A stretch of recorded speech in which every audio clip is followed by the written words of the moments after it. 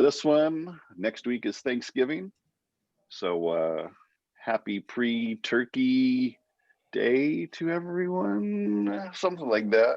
No, Carl, I was trying to remember when we first met, and I can't actually, I'm not sure how long we've known each other. The first time that you and I exchanged emails was in 2006. What? True story.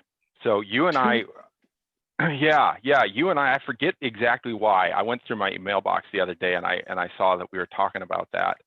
And we were orbiting around using, I think it was pre-equal logic for you, but it was in that kind of time frame. And we were orbiting around because I was doing some work as a church doing that, and we somehow got tied up with that. And I was already kind of overseeing Chapel Hill at that time.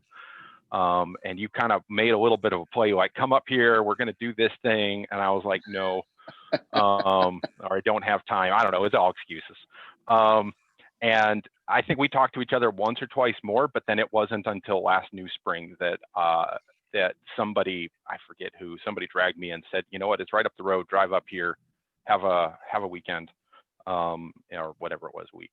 And yeah, so I've been actively involved in the community since then, but you and I have been in kind of orbit since around that time. Wow, I'm gonna have to dig through my email. Yeah. We were in the pre-chat talking about email and archiving, and I have every single email I have ever sent since day one at Granger. So I will be able to go back and find them. And it is organized. It's sent 2003. I've got a whole folder from day one. But it isn't, is it in the recycle bin? It is not in the recycle bin, no. It is nested under sent. So you got your sent and then every year afterwards. Just kind of a fun little archive. Anyway, we're not here to talk about archives though. We're here to talk about fun budgeting stuff. So whenever you want to go, Carl, it's going to be, we'll start the clock rolling. It's 2:16. Let's go. Let's do it. Share. Make sure that this goes. Everybody got that? Yeehaw. Oh. All right. Thanks for coming, guys. Before we start, I'd like just a very quick little prayer, if that's okay. I like to do that when I'm a little nervous, and I'm always a little nervous in front of a bunch of people. So here we go. Hey, dear Lord, I just thank you very much for just being able to get together with people. I thank you for being able to overcome the challenge of this current situation together, Lord, both in this Zoom as well as each in our organizations that we're serving. And just please help everybody be able to take something away from this, Lord, and just amplify our efforts. In your name, amen. All right, guys. Hey, thanks for coming. Thanks for giving me your time. I really appreciate it. Thanks for showing up 15 minutes early. You know, for anybody coming in, I saw the meeting invite. I love that everybody's here now. We're going to talk about budgeting. And this is a topic that I spend an awful lot of time, like over time, I spend more time in this topic than probably most others that I get to speak to. So I hope that I'm going to do this well. This is the first time that I've given this talk in this condensed of a time frame. So I'm all about setting expectations for people. I think that helps. And so I'm going to set some expectations for this talk right here. I'm going to break this talk into 3 parts. I'm going to have lots of information here. I'm probably going to cover it pretty quickly. So please jot down questions as you go. The third part of this will be an extended Q&A if I've done a good job compressing my information and given us time, and I really want that. I anticipate there's going to be a lot of questions. During the second part, I'm going to be talking about 2 deliverables. They're really too dense to try to screen share. I was trying to pick them apart and figure out how to do it, and I just said I'm not going to. Not everybody may choose to look at these deliverables, but a lot of you, I suspect, will want to. So if you would, go to vibrant.cloud/CITN 2020. I think they're going to go ahead and put a link in the chat right now. The top, or the kind of the middle of the page, there's 2 buttons next to each other, one with an overview, one with a budget. I also have my slide deck already sitting up there if you just want to go ahead and download that right now and, you know, skip out of here. But nonetheless, so I'm going to set those expectations, and here we go. Part 1, first part, context. For the last 17 years, I've been on an IT financial adventure. That's about how long I've been doing IT professionally. I have been some definition of leading IT teams and organizations, in-house teams. As some of you guys know, I am a consultant. I spend a lot of time working with a lot of people nowadays. That hasn't always been the case. I have spent time leading internal teams, for-profit, nonprofit, all over the place. For the first decade that I did this, I think I felt like every single dollar was an uphill battle, was a fight. I think a lot of people can relate to that. I think that's pretty common in a lot of environments, particularly in nonprofit environments. But more recently, I'm finding I'm going months in many cases without talking about money. That's despite spending an awful lot of it. Yeah, so what has that journey been? What has that journey been? How did I go from soul crushing to automatic when we're talking about funding and allocation of budgets and stuff like that? And the answer to that is I got a lot better at budgeting. Like I think I always did budgeting to an extent. I think we've gotten really pretty good at it. And I wanted to share that. I'm going to go ahead and dispel a little bit of thought right up front. I think oftentimes we get into a conversation like this and our first thought process to say, cool, that worked for you. That's not going to work for me. One of the cool things about the position I am in is I get to deploy our knowledge base across a lot of people. And what we're about to talk about has worked every time that we have gone to implement it. Does that guarantee it will work for you? No, but the chances are good. And I just want us to think, like, as we go through here, like kind of coming back to this thought process about some initial reservations that you're going to have, that I certainly have about many topics. Whether you fully end up with where I'm talking about or not, I just want you to remember that better is possible. So like wherever your financial journey, budgeting, getting allocation for resources, people, funds, wherever that is, I just want you to remember that better is possible for some definition of better. So I'm going to jump right in. I think surprisingly no one here, out of all the places that I get the opportunity to walk into, almost every technical department that I walk into is underfunded. There are some that are fully funded, there are some that are overfunded, but they are by far the exception, not the rule. But never for the reason that they think. You know, people will always say like our organization doesn't have the resources, or we have other priorities, or no one appreciates what we do. The answer is almost never any of those. Your organization does have resources, but we are almost universally terrible at understanding what our organization is trying to do. We are almost universally terrible at explaining how our actions facilitate the forward movement of that organization. And we are almost universally terrible at articulating the value that we provide into the organization. And we're not necessarily always known for making other people's lives easier. So if you think about this from a finance director, you think about this from your XP or your COO or whatever world you find yourself in. If you have a department that's sitting out there that's costing you real money and you don't feel like they understand what you're trying to do, they're not moving you forward, they can't articulate what the value that they're providing to the organization is, you're going to struggle. And we see that a lot. Okay, so I hear you. Maybe I'm being a little bit harsh. Maybe that, you know, initial thing doesn't fully apply to you. You're probably getting more right than wrong. I totally, yeah. I mean, not everybody here is a failure. Most don't fail on everything.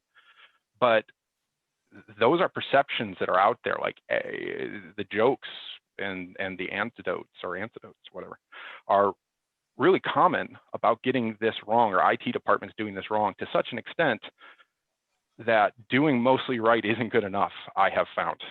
Like, in order to really move the needle on budgeting, on being part of the team, on all the rest of this, we really must outperform to overcome perception and the lived experience of the people that we are working with. So what does that mean? What does outperforming that average look like? Senior leadership is going to know at least one way that IT is moving them forward. Guys, I can't tell you how often, it's almost comical. I get the opportunity now to talk with a lot of senior leaders across IT, across profit and nonprofit sectors. Like if I'll ask somebody like, what is one way that your IT team is moving you forward right now, almost to a person, they don't have an answer for that, almost to a person. You should be seen as a key member of accomplishing new initiatives. You're going to get stuff done often and visibly.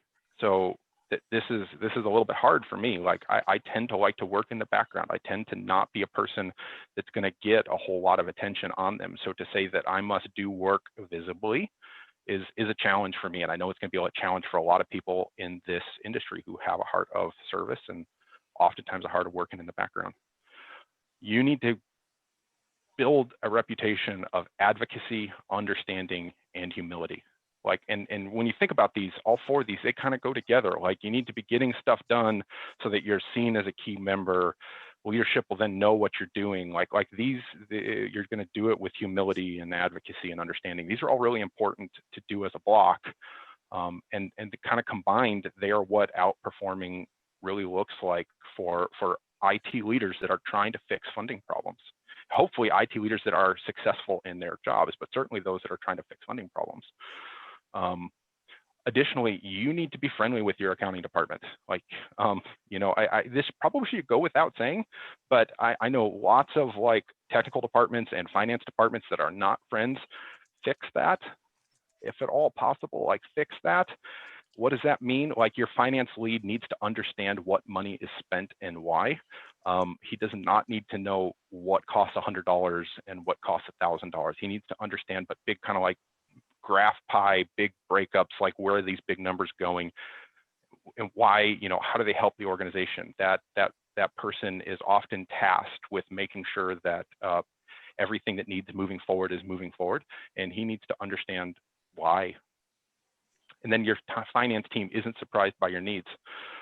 This is actually kind of a funny one to me because I get like some people in this group are going to say, Carl, we do 50 forms and 20 minutes of work to get like one cable purchased. And there are some of those out there, but more often than not, we'll find that IT has the perception as the one department that's constantly has their hand out for money that people didn't know that they needed. So when we look at what outperforming average looks like, it's this list. Now, it's funny to me that it might be funny to you that this list doesn't really talk about budgeting at all, but to get to a place where you can build a budget which approves itself, we need to outperform average and we need to be kind of delivering on these points. Okay, context. It kind of gets the setup going. Take a breath. Getting there. So how do we do this? You're with me so far, but you got questions. How do we build better budgets? Once we build it, how do we use it? Will this really work for my situation? And let's answer those in the best way I know how. Like process, like if you and I are sitting down one-on-one, and I'm happy to have conversations with some of you if you're stuck on a particular point, I might be able to talk more specific to your circumstance. But with such a broad audience here, we're just going to go ahead and go through the individual kind of the process that we use to generate these budgets from kind of beginning to end, and then and how they turn into self-approving budgets. And jot your questions down. Ask them, please. So there's 6 steps. No, I guess 6 steps to building a budget which approves itself. The first step we're going to do is heart stuff. Then we're going to move to understanding, documentation, consensus, approval, and implementation. Let's go for it. Hard stuff. This is the most important part of the process. It is right up front. It is there. Again, it's not a technical thing, but it's a hard stuff. Am I here to serve? Like I'm presenting right now to a group of church leaders, and I hope that this is implied. But I know a lot of people, I've had the lived experience of a lot of people that are a little bit more interested in their title than necessarily the responsibility that title conveys. So please start off, am I here to serve? have I checked my ego at the door? Like we bring hopefully much lived experience and much knowledge experience to a table. So we often have reasons why things want to be done a certain way, but we are a member of a team. Have I checked my ego at the door? Do I trust my leadership and their vision? It is impossible for me to build a budget for an organization if I do not trust the leadership and the vision that that leader is trying to take us in. If I don't agree with it, then I'm the wrong person to be doing it. Will I do absolutely anything for my organization to succeed? I understand in IT, we have to have lots of conversation about living in the tension, that comes from like people expect too much out of us, and we need to set boundaries, and we need to protect our teams. And all of these are very, very true places that we need to apply our wisdom.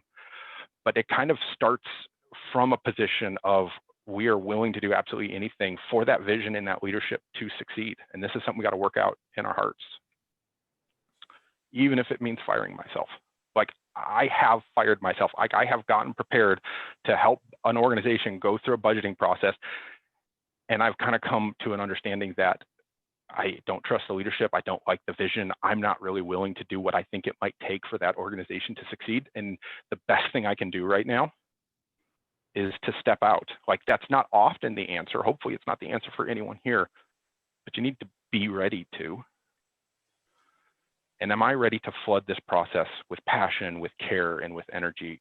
I can't sit here, and hopefully you can't sit there and say that we believe that, you know, great IT systems and processes are the single largest contributor to organizational efficiency and effectivity. And I do genuinely believe that they are an accelerator and an empowerment for our teams. And I can't say that while not also being willing to like give this process the passion, the care, and the energy that it deserves. It gets a lot of attention. Like I said up front, I probably spend more time here than most other areas now, but I need to be ready to. So like before you start, when you're saying, hey, it's time to go ahead and build a budget, which is going to approve itself, you know, we got to understand what we're trying to fix, which is what we just talked about a second ago. Then we got to make sure our heart's in the right place. Okay, so you're here to serve, your heart's in the right place. You've got to understand what you're serving. Like I could probably do a whole talk right here, but like if we have a knowledge base and we walk into a situation, whether you're brand new to it or we're walking into it for our 10,000th day, it's not that organization taking from us, it's we're giving to that organization, and there's no way we know what to give or how to lead unless we understand what it is that we are serving. So this will look different for everyone here, like depending on the way that your organization is structured, depending on its goals, size, its age, its denomination, like understanding what it serves is going to be different. But almost universally, you're going to be spending time with your highest leaders and your lowest ones. Like you need some time on your, you know, senior pastors or your CEOs. Like as a CIO or as a IT team lead, you need to spend some time. It might be limited. That's okay, but you need to spend time with your highest leaders, and you also need to make sure that you're spending time with your lowest ones.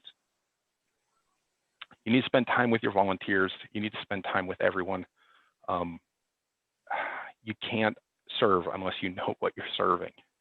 For everyone that you are going to spend time with, you're going to ask them how they're doing, what they think, what they want, what they need. And then you're going to listen to their answers, and you're not going to defend. Again, we go back to this tension, like a protecting teams, and we can't say yes to everything, and all of these are true. But if you ask 10 people what their perception is about sharing a struggle with IT, 9 of them are going to say that it's, you know, 10% listening and 90% defense. We kind of need to flip that. Like there is a place for defense, but we need to listen first. Like that needs to be our first thought process. You need to build a reputation as someone to bounce ideas off of. When you think about earlier about some of those challenges we must overcome, and be somebody who's part of the team that's getting stuff done. That happens in large part because through this process of understanding, through this process of taking time, through this process of listening, we're going to build a reputation as someone we can bounce ideas off of, and this thing becomes kind of a self-feeding system. You need to have a system to keep track of what you learn. for most people, this is going to be really simple. In fact, I would say less is more. You do not want reams of data on this, but at any given point in time for any environment or team that I'm responsible for, I'm probably going to have 3 to, well, maybe many more than 3, depending on how large the place is, but I'm going to have some high level ideas of, okay, these things are coming together. I'm getting an understanding of some of the things that we need to do. I'm getting an understanding of some of the challenges we need to overcome. So I'm building understanding. I've got understanding, like my heart's in the right place. I understand what needs to be done. What do I do with this? And I think a lot of people end up stuck here. Like maybe they could do a better job, you know, with the intentionality behind understanding what their environment needs, but they don't know what to do with that. They have it. What do we do with it? Well, you document it. I'd recommend creating 2 pieces of documentation. Like I've had the pleasure of doing this wrong a whole lot, and nothing is perfect here.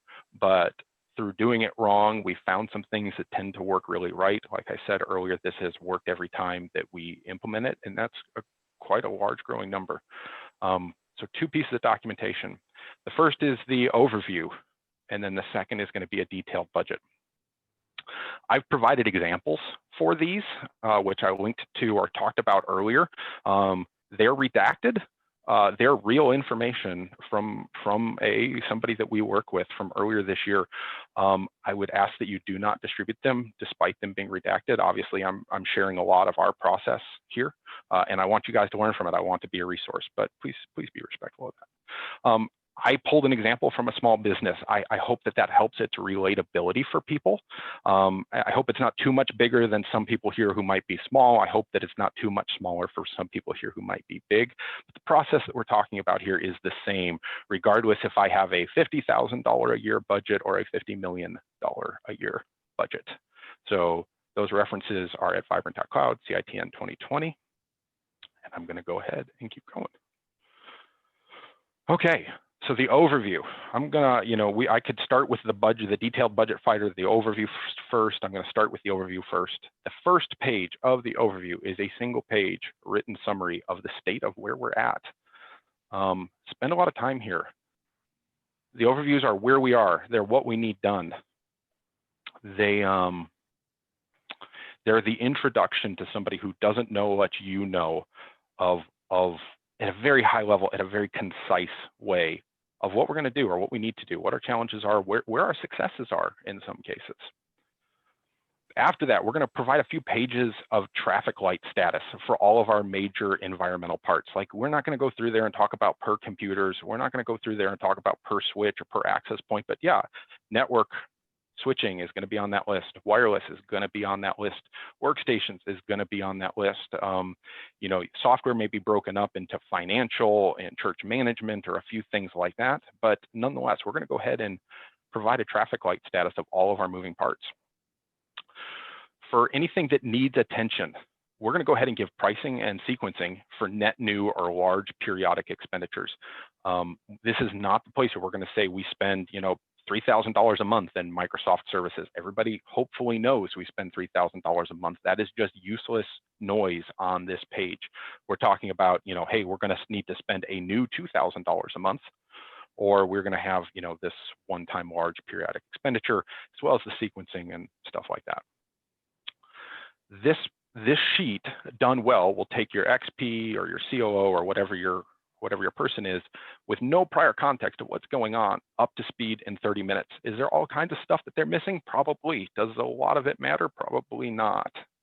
So that's where you got to start with. We got to be super concise, even if you're taking a look at these examples where we're on those traffic lights, where I'm giving a kind of a challenge and a response to that challenge. I'm going to be super concise in that. That is kind of the name of the game. Less than half an hour, fully cover the topic. It provides a structured way to holistically talk about where we are. I think a lot of IT departments really struggle to convey the fullness of what's going on and what needs attention, and it ends up getting dragged down into these little independent topics. So this is a way that we have found to not only kind of overview where we are, but frame a context, frame a conversation in a context that allows us to holistically talk about it top to bottom in a very concise manner. I'm going to go ahead and give, these are 3 little thumbnails from that downloadable representation. I'm going to take a minute here and let anybody keep perusing before I go further. Sometimes I write that strategy overview right up front, or rather the executive summary, the first page. Sometimes I write that right up front. Sometimes it's the last thing I do. Sometimes I know exactly what needs to be said. Sometimes I don't know what needs to be said until I've gone through a full accounting of what's going on. We use a tool to do this because we do quite a few of them. A lot of people that do this just do it in Excel. It works great either way. But yeah, we build this for that purpose. Second thing we're going to do is we're going to talk about a detailed budget. Detailed budget gets into the nuts and bolts of what things are, and we kind of build it in a 4-step process. If you downloaded the page, we're actually going to start at the last page and work our way towards the forward. We start by building a new employee cost for HR. Like, this is the entire top bottom. This is how many dollars it costs to bring a new person on in the IT spend. The kind of what you can probably figure out here that I'm implying here is that in this process, HR, we kind of implicitly get authorization to spend however much money we need to spend every time somebody is hired through the act of hiring them. So that's something you're going to talk with your HR about, and you're going to say, this is what it costs, and that's going to be part of this conversation. But we start with that. And that helps us basically get our heads around a lot of our per employee costs. We're going to take that information and we're going to document every single cost and its frequency by category. So some things are recurring on monthly or quarterly basis. Some things are yearly, all the way out to every 7 years is about how long we track. We don't plan for anything to have a longer period than 7 years in our environments. But we're going to go ahead and document every cost, its frequency, the starting date of that frequency. Then we're going to compile those costs into quarterly spends by category out 5 years. Again, if you're following along, I understand I'm moving kind of quick here, but you can kind of see how we took that first information, we've compiled it back. I go 5 years not because I actually think that it matters to go out 5 years. Like these things change quite a lot every time that we renew them. So at some level, going out that far doesn't matter. But we found we kind of need to get out that far because of one-time large capital expenditures. It is not uncommon for us to be in an environment where you have some expenditures that are just very large relative to your general budget. And that your accounting team may want to pre-budget for those, maybe wanting to set money aside, maybe wanting to whatever else. And when they can see that coming from 5 to 4 to 3 to 2 to 1, and some of those really big expenses are the types that kind of come regardless of the change in our and maybe finer points of our IT strategy. So we go out that far, not because we're genuinely interested in talking about stuff out that far, but this is a way that we can be kind to our finance departments and let them know about big things that we know about in enough time that they can have some flexibility in how they choose to deal with them. We're going to take all of this information and summarize it one more time into just a very, very easy to understand by category, by year, out a few years. We're going to tie that into a percentage of organizational revenue. I think this is super important. This is something that's been transformative in the way that we talk to clients, and I expect that it's transformative into the way most people can deal with the rest of the people in their team. It's really hard to talk about how much money is enough for IT. You're going to have some people who say it's never enough, and some people who say it's always too much. And there's probably a little bit of truth in both of those. But how do we do this? Well, comparison. Comparison is at some level the most definitive and also the easiest to understand way of kind of setting some boundaries into when is enough and when is not too much. There's a bunch of supporting information that we pull together for clients when we're presenting that I have included on that first page that kind of gives you current information on average percentage of IT spend by organizations in different market spheres. Churches are not on that list. Churches are one that are typically fairly close to the chest about this for a variety of reasons, and don't always necessarily report it the same and accurately every time. But this is important to come back to. I think that most churches that I have dealt with sit between 3 and 6%, depending on, you know, how much internal development work they're doing, how much, just the extent of their digital strategy, basically.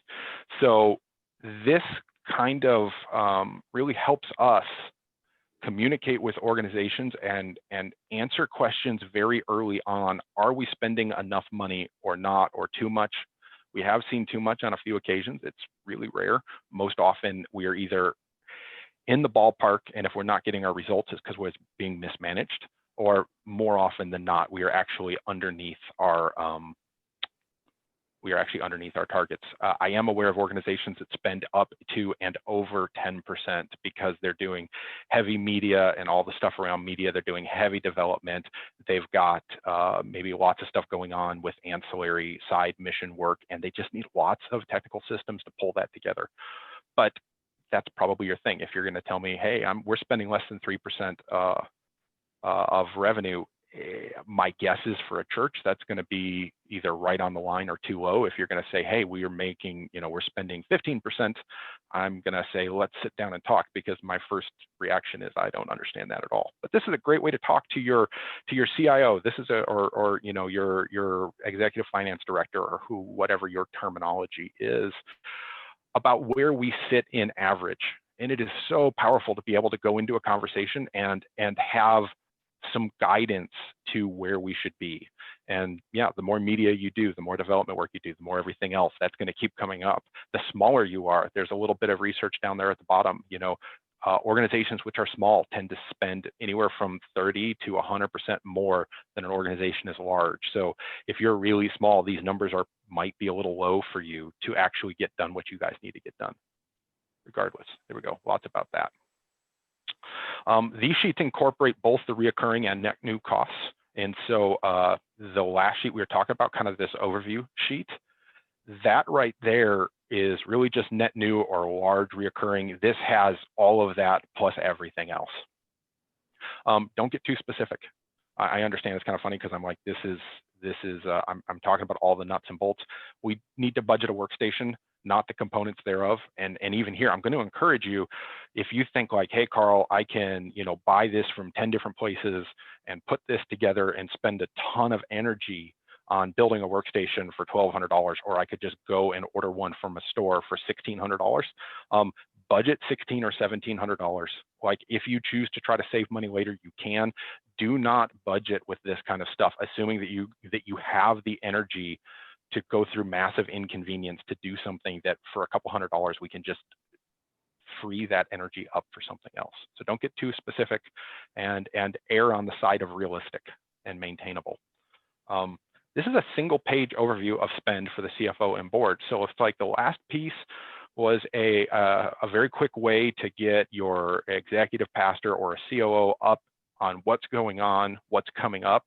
This kind of addresses typically a different audience, or at least it's most interesting to a different audience. This is what we're typically talking about with our CFO, or whatever terminology you have, board of directors, elders, whatever. This is often the thing that ends up getting approved. So two different audiences, although both typically look at both. Also provides a single page reference for a finance team for expecting charges. When I said that IT is often a person that people have a perception of a surprise about, if you do this right and everything's there, you don't even have to tell them what's going on because it's already budgeted. I think, you know, I'm gonna go ahead and let you guys kind of sit there for just a minute. You guys can look at that, jot down any questions that you're starting to get. I guess I should talk about quarterly. We choose to do this quarterly. We don't think about anything finer detail. We do not do this monthly. I think it's information overload, and it's not really that helpful for most people, or rather its costs outweigh its benefits to all parties involved. So we do that corporate or quarterly. That's why we're out 5 years, is to track large items moving forward.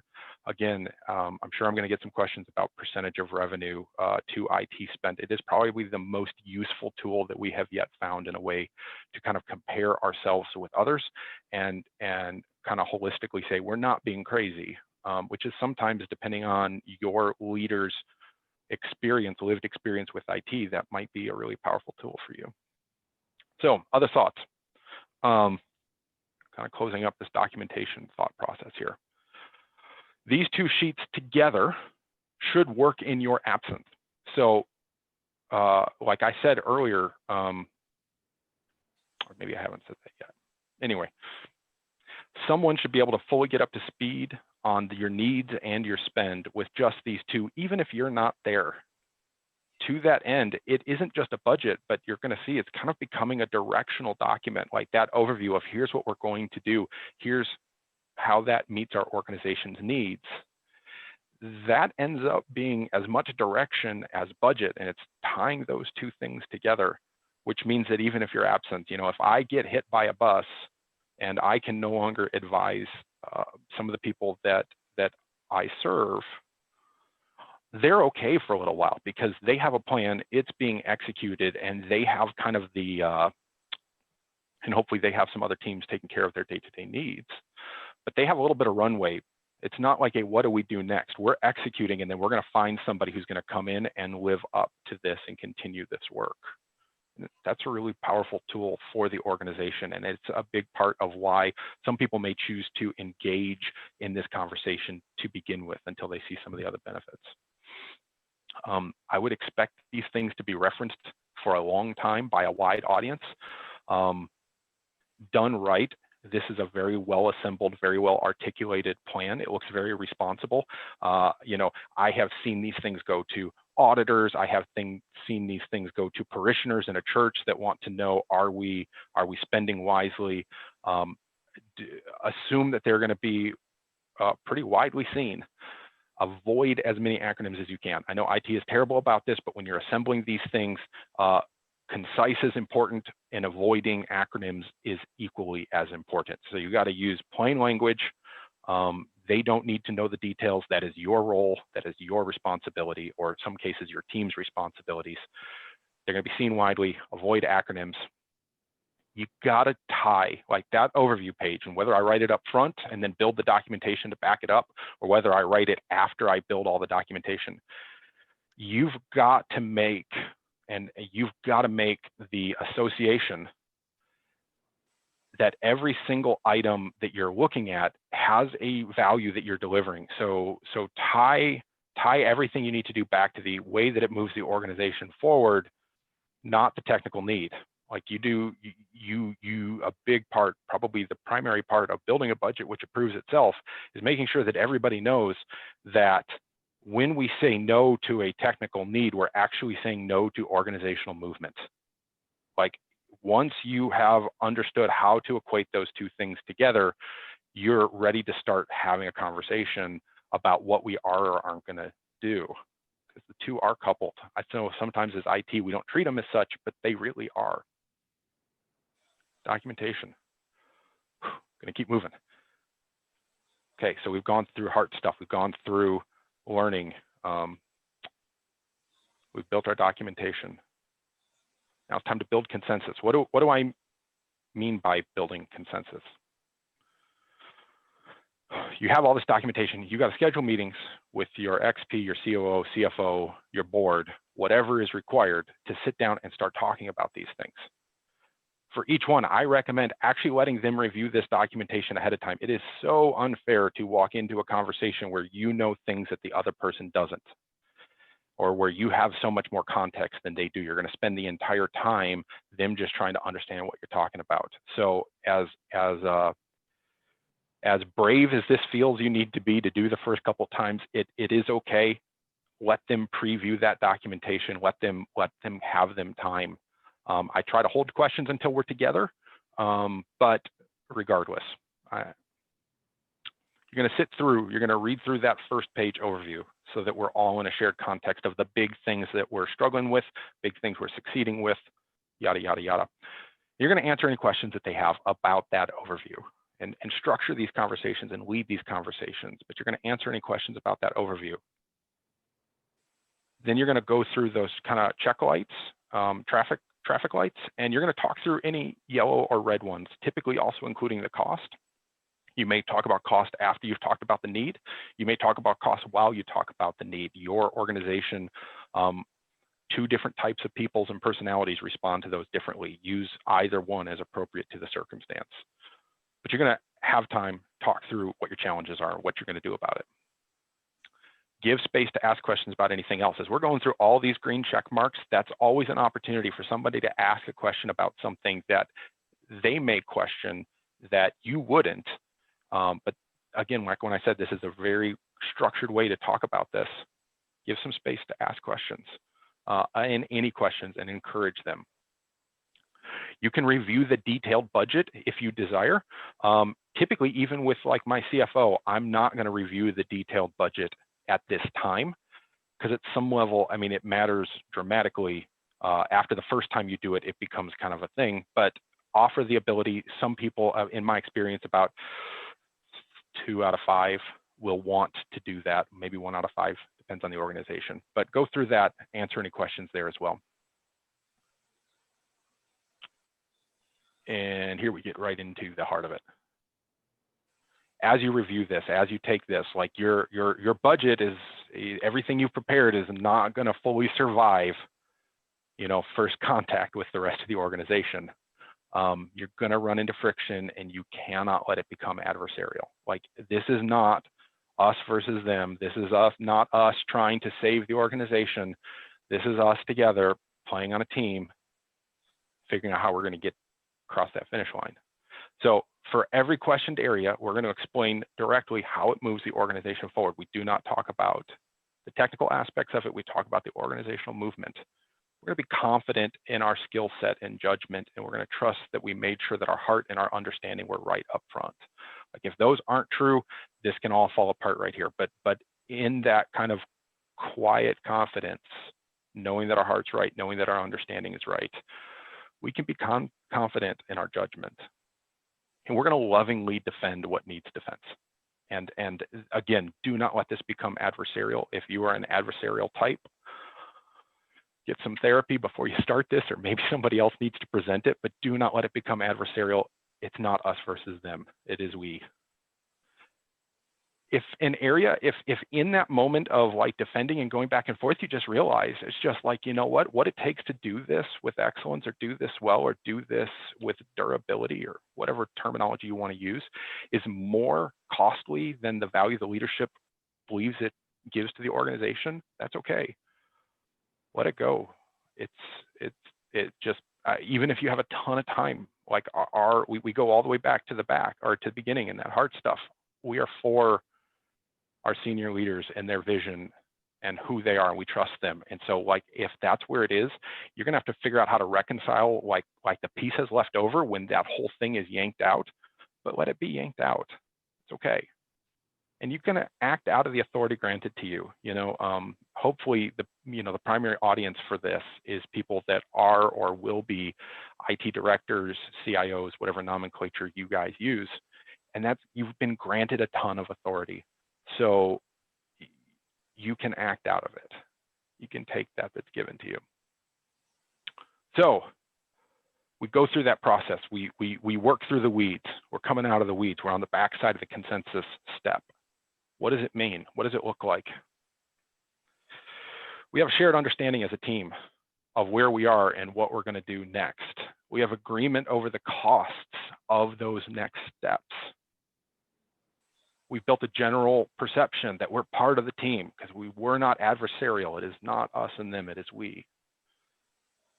And there's excitement over what will be. You know, the first time that like we delivered on this well, I knew that we had hit on something, and like, this sounds crazy. If you haven't been in this place, I wish it for you. But we came out of a conversation where we were talking about, you know, a multi-million-dollar IT budget in an organization where we're struggling with a lot of stuff, and we kind of pushed this process through over a period of like 3 or 4 months. And we doubled our IT spend. Not even at some level of our own request, but by doing this, we doubled our IT spend, and the CIO and the board of directors were thrilled and delighted about doubling it. Now, we weren't doubling, like, I'm not saying we doubled it just because we always need more money. In that particular case, like, our spend was below average. It was below what our organization needed. We went through the whole process. We understand we needed more, and we got consensus around that. And there was excitement around that. A total sea change in that relationship. We have consensus. Approval. Approval is different than consensus. Like, it's funny, like you might see these as kind of the same thing. They're decidedly not. During consensus, we place much more emphasis on what than when. Okay, you know, how we pay for something is a serious consideration, and one that we kind of need to divorce a little bit from the process of going through and figuring out what we need. Like, figuring out how to pay for something and figuring out what we need are very similar. Like, they are intertwined, but they are separate steps of the process. So approval is when we get nitty gritty on the win. And this is typically a conversation between whatever your roles of CIO and CFO are. Like, everybody here has different nomenclature, put your own things there. Whereas the last one was a really big organizational wide thing. This is when the person who is responsible for making sure that funds are going where they're needed, the CFO, is getting with the person that's responsible for moving this organization forward, technically the CIO, and you're going to work this out. At this point in time, we're not really questioning if we're going to spend something, but when we can fit it in and if stuff needs to move around and how we play well with others.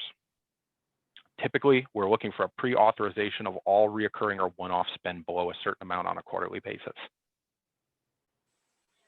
And then all of our periodic or one-off charges above that, we talk 1 quarter in advance. But again, you know, he has or she has, they have that budgeting document and everything else that we prepared earlier. So nothing is a surprise.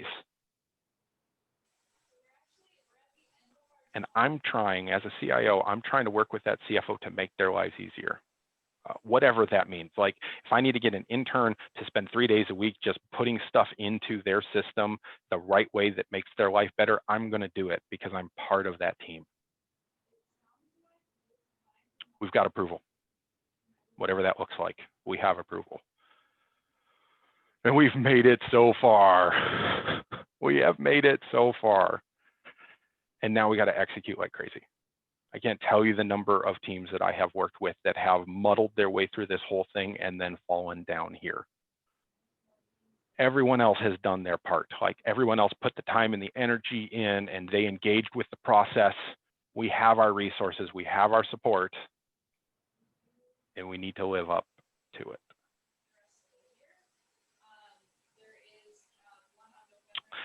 In the process of living up to it, you're going to find some midstream financial disruptions. And, you know, the interesting part is, maybe I use complex language there, something's going to say we don't have that money right now. And that's fine, and that's natural, and that happens with some regularity. But the interesting part is because we've gone through all of these steps, you can push back on that a little bit.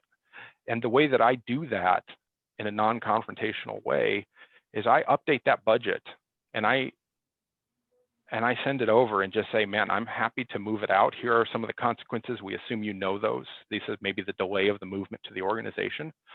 But also, this is a compounding cost that we've added out here. You know, because we budget out, if they're like, hey, we need to move it a year out, it slams out there a year. And all of a sudden they're going, oh, so, you know, I have to figure out how to come up with, like, it's not saying don't spend 50,000. It's saying that we're going to spend all, you know, 180 we were going to spend in that quarter plus another 50. And more often than not, when you do that and you tie it back into actually moving the organization forward, what you're going to find is they're going to say, okay, let's figure out how to do this because we believe it's important.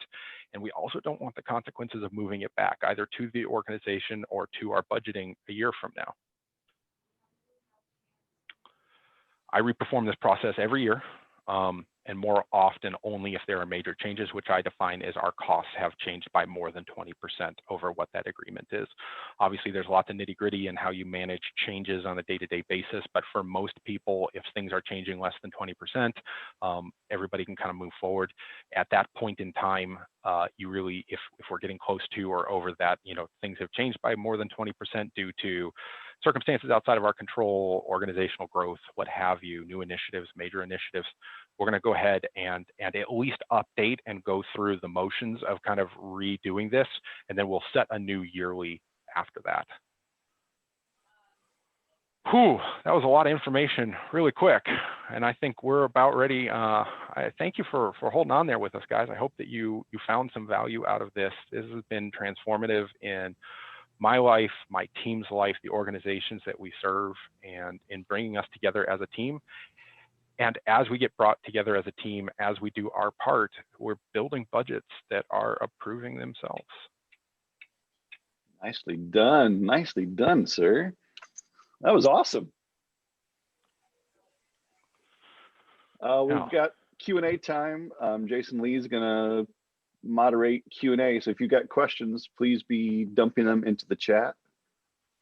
As we're waiting for some questions to come in, one of the things that was going through the chat while you were talking, Carl, was this idea of, well, if I have budget and I'm getting to the end of the year and I don't spend it, then I'm going to lose it next year and they'll never give it back to me. So I have to spend it to justify next year's request. Kind of talk about that a little bit, as well as using the cost of compounding. You talked about that, using that tool as a way to not have to, use that strategy of use it or lose it. There's a little bit of dialogue about, relationship with leadership and transparency and those kind of things. But how do you navigate that idea of use it or lose it? Yeah, so I'm going to tell you right now, just to avoid distractions, I have the chat completely turned off and I'm not paying attention. So thank you very much for being that bridge for me. On the topic of yearly budgets, use it or lose it. The type of personality that I am, and I think it's important to start right there, is that I will work within the system for as long as it takes to build the political capital to change that system, if it is a system that needs changed. So I would, if I was thrust into that position and somebody had told me, hey, Carl, right this year, if you don't use it, you lose it. I'm going to figure out a way to creatively use that. I will probably run my budget as if I had only the money that I need to have, and then I'm going to take the rest of that. And man, I'll be very, very frank here. I might run some, I might have some conversations with some other directors and say, is there something really cool that you need done that I can figure out a way to hide in my bills to move this organization forward? Because I'm still trying to move the organization forward, but I'm also working within a reality that if I don't spend it, I lose it. And so I'm not going to say that just spending it is wasteful, although we probably all know a lot of realities around that. I'm going to try to put as much energy as I can into being creative of how do I spend it so I don't lose it, but genuinely move the organization forward. And man, if I know your precise circumstances in your organization, I could probably give a lot more specific answer than that, but creatively is kind of the overall broad answer. But then I'm going to be working as I work the process of saying, hey, let's spend time with leadership. Let's be known as somebody who gets things done. Let's be known as somebody who's responsible. All the rest of that stuff. I'm going to be looking for a way to spark a conversation about my creative use of the funds that I have to spend, and I will be vulnerable in that moment. My creative use of the funds that I have to spend or lose, and say, there's got to be a better way. And maybe it's even just a more official way. Maybe it's even just a more official way of me being able to transfer some budget and still keep it next year. Yeah. The other thing is that the multi-year compounding budget, like I said that really with an intention to say, a lot of people will say, hey, I don't like this cost right now, so we're just going to punt it out and make it tomorrow us's problem. And they don't really see what that means to tomorrow us. Like they don't see it in the energy cost that it takes our team to deliver what we were going to deliver and then what we should be delivering now together then, as well as the financial costs of that. And there's really, I don't think a lot of us have really great methods in order to have a very concise and structured conversation about the consequences of moving something. And that sheet, particularly when it's out there a little ways, gets us a way to, like, in 5 minutes, we can say, this is the consequence financially about it. And we can also give a very brief, and it's actually going to then take some things and delay them out due to energy or resource availability.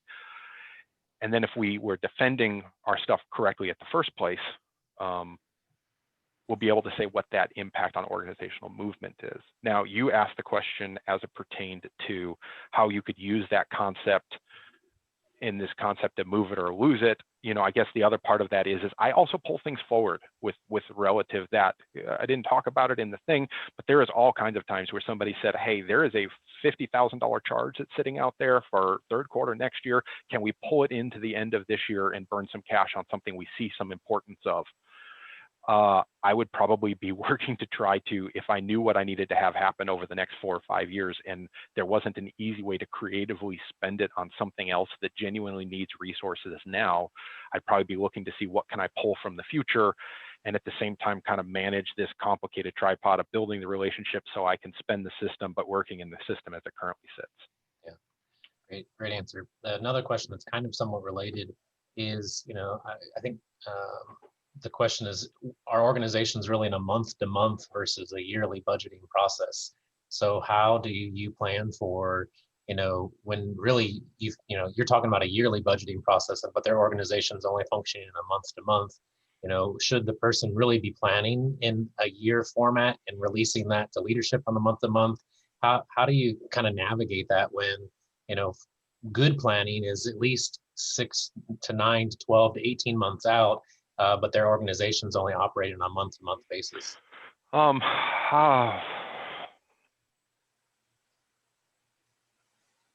will set aside all of the glib answers and go for a really authentic one here, or a helpful one, a concise and helpful one.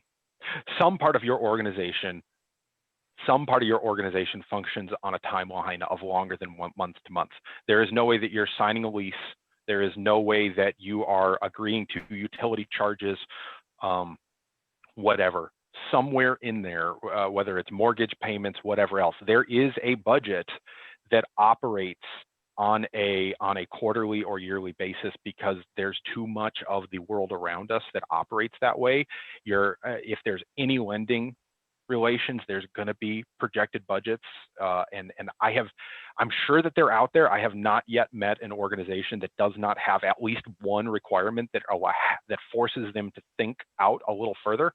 I would try my hardest and darndest to become part of that thing. Most people that I see that manage expenditures month to month are actually managing like nice to haves month to month, and they're grouping too many things in a nice to have bucket, and they have very few need to haves, but they do handle those longer term because they have to for a variety of regulatory, financial, oversight, whatever reasons. Get yourself moved from the month to month budget into the year to year budget. Alternatively, just run your own thing. I might question if that's an organization that is like ready. I have lots of problems. I'm going to stay away, but you can always run your own plan and figure out how to backtrack into the system that they have.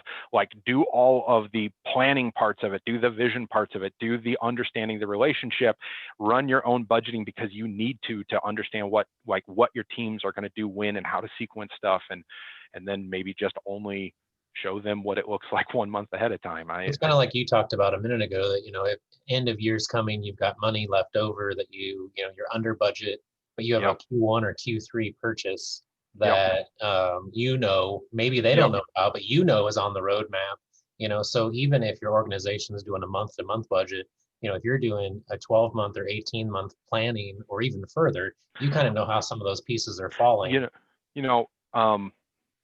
We represent such a large cost to an organization. And again, I am not ashamed of that. I lean into that. Hopefully we're delivering great value. We're delivering forward momentum. It costs something. I'm okay with that. I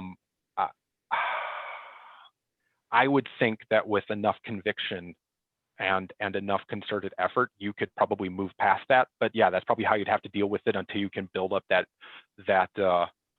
political capital to change that system. How do you coach people when the tension is every dollar that goes to IT is potentially taking dollars away from quote unquote ministry? How do you coach people in navigating that tension or that feeling that some leaders may feel that IT is a cost? It's not a value to ministry per se. Right under the hood, it's a value to the organization, but every dollar you put towards technology, you're potentially taking out of children's ministry or youth ministry or whatever. How do you coach people to navigate through that? Well, as silly as this probably sounds as a first response, I'm not asking for 100% of the budget. But you know, that's a silly response, but it's also just like I am under no, I'm starting from a place that I'm under no misconception that I'm the most important person here. You know, I have never met an IT department that is consuming 51% of revenue. I don't even know what that would look like. But anyway, we'll just set that aside for a moment. And so like, I think you can start right off the bat by building some shared context by saying, I agree with you that IT is not the most important thing here. I do believe that it is disproportionately important to accelerating forward movement. And again, I understand that that's consultant speak right there, but I don't think, if we want people to do their best work, we need to equip them to do their best work. And if you're a leadership that doesn't understand the importance of, like, at some level, everything I was talking about was either hinting at or directly speaking to, you need to build a bridge and an understanding that you're not spending on switching because there's switches to be replaced. You're spending on switching because these are the services that run over that switching, and these services impact our ministry in this way. And so in a very real sense, if you know you want to reach a kid next weekend, you're going to have Wi-Fi. And it is literally as directly as, do you want to reach that kid well? Do you want to reach that group of children well? You need good Wi-Fi. And like, we will build that bridge. And it is actually true. Like, I think that there's so much, I think that there's a lack of courage, maybe. I don't know the right word here. I don't have great words for this, but I know a lot of people, a lot of technical people struggle to believe in their own worth and struggle to believe in the worth of their services to the organization that they serve. And if you go into a conversation questioning your own worth, there's no way that you're going to properly fund your department and your team. Yeah. I think the big piece is not finding our identity in what's been approved in our budget either.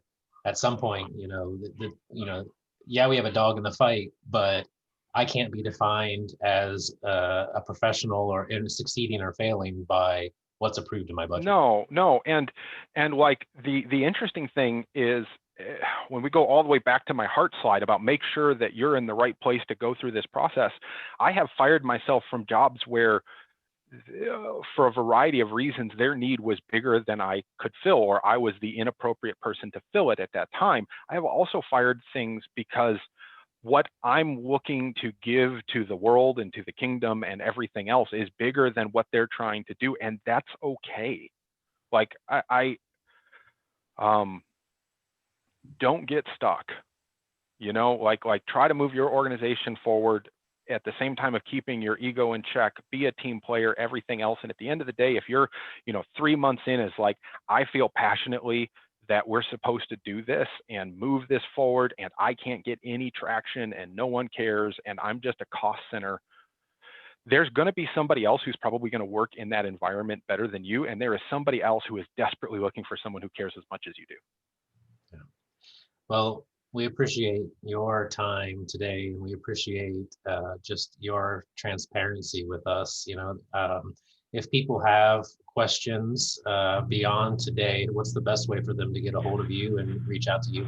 Yeah, so actually, on that, I hang out in Slack quite a bit. I am Carl P. You can find me there. Also on that vibrant.cloud CITN 2020 page that I'm assuming probably most people looked at, because we're IT people, we like looking at reference information. My email address, or my direct email address, is up there. Again, I'll ask for some forgiveness if I don't get right back to you. I think we started earlier today by me saying there's 60 things that need my attention at the moment. Well, I mean, the feedback in the chat has been very appreciative, Carl, of you today, just helping and talking through this. And this is, I think, a topic that many folks don't have formal training in. It's just not something that is trained up, especially in church staff. And so I think, we really appreciate your time and sharing with us today. Yeah, I will close on that thought. I think that's a great statement there. Is most people in in like high business applications, and certainly almost everyone in nonprofit has no context for this conversation. They don't know what healthy looks like. They don't know why things aren't working. They just feel underappreciated, not heard, like their energy is going nowhere. And I think that IT people in nonprofits have this even harder than most, because most leaders don't necessarily have a context for how IT is facilitating their day-to-day organizational operations, and certainly in any forward movement that they wish to see. When you have, the AV guys are a great person to pick on, because, the AV budget's typically larger than the IT budget in a lot of more modern spaces that we work in, and that's okay. But here's the funny part is that leadership sees it. Like if we spend $100,000 on lights, they see $100,000 of lights. Like that is self-reinforcing. So even though AV people don't know how to ask for money even better, I could repackage this talk and probably say, hey guys, I know you're already getting the money, but you really need to do it better, right? Like, and check yourselves a little bit. IT is often so invisible to many people that we struggle, not because what we're doing is not appreciated, but because it's not understood and it's not seen. And a big part of IT leadership is not only caring for our teams, which personally and in finances and resources, but it's also kind of advocating for we matter. And that's really like, there's a tension to be saying we're humble, we're checking our ego at the door, but because of what there is, we need to do a lot of advocacy. Awesome. Thank you, Carl. Thanks, Carl.